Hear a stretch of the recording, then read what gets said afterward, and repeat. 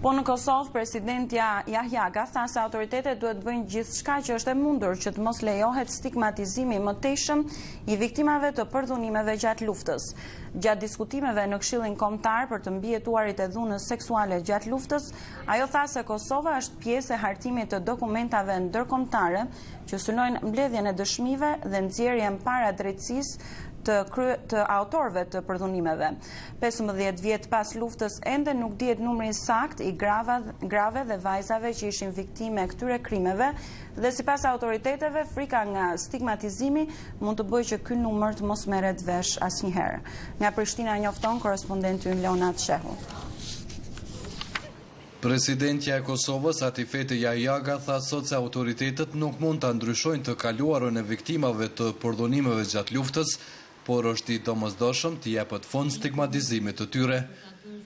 Ajo i bëri këto komente në takimin e Këshillit Kombëtar për të mbijetuarit e dhunës seksuale gjatë luftës, të cilën ajo e ka themeluar në mars të këtij viti. Presidentja Jahjaga tha se qasja ndaj kësaj kategorie duhet të jetë serioze dhe profesionale, duke pasur parasysh në radhë të parë shmangjen e ripërjetimit të vuajtjeve nga e kaluara. Ajo tha se Kosova është pjesë e hartimit të dokumenteve ndërkombëtare që për synim kanë dokumentimin dhe nxjerrjen para drejtësisë të kryerësve të përdhunimeve. Ne tashmë jemi pjesë e një ndër nismave globale më eminente që synojnë eliminimin e dhunës seksuale në konflikte, edhe e udhëhequr nga sekretari i jashtëm i Mbretërisë së Bashkuar, zoti William Hague, ku ne japim kontributin e drejt për drejt në hartimin e këtij protokolli ndërkombëtar.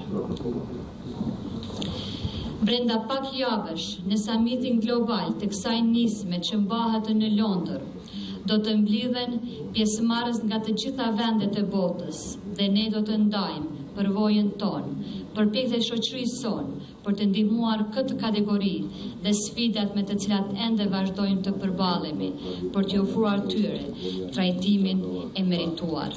Përfaqësuesit e Institutit për Hulumtimin e Krimeve të Luftës në Kosovë që funksionon në kuadër të Ministrisë së Drejtësisë thonë se ndriçimi i tërë asaj çfarë ka ndodhur gjatë luftës është një punë e vështirë, posaçërisht për këtë kategori që është viktime përdhunimeve.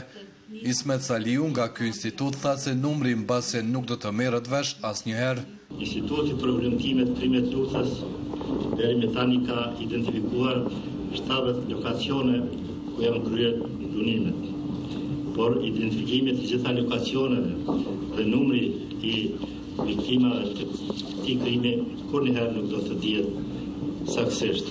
Ndërsa ministrja në largim e integrimeve evropiane Vlora Çitaku tha se numri nuk duhet të përcaktojë qasjen ndaj viktimave. Të mbijetuarat e dhunimeve seksuale të luftës me trajtimin që u ka bërë bashkarisht, familja, shoqëria dhe institucionet janë ndjerë 2 herë viktima, 2 herë të dhunuara.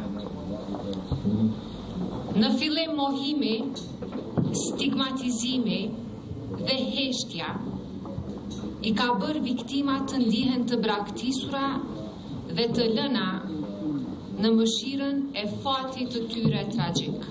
Më 16 qershor në Kosovë do të fillojë nënshkrimi një peticioni nëpërmjet të cilit do të kërkohet angazhimi i Kombeve të Bashkuara për të ndjekur dhe gjykuar autorët e akteve të përdhunimeve gjatë luftës në Kosovë.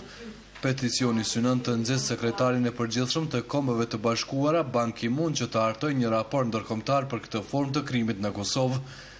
Në shkurt të këtij viti, Kombet e Bashkuara hartuan një raport ku janë përfshirë 21 vende nga Evropa, Azia, Afrika, Amerika e Jugut dhe Lindja e Mesme, por në të nuk është përfshirë Kosova. Për zërin e Amerikës, Leonat Shehu, Prishtinë.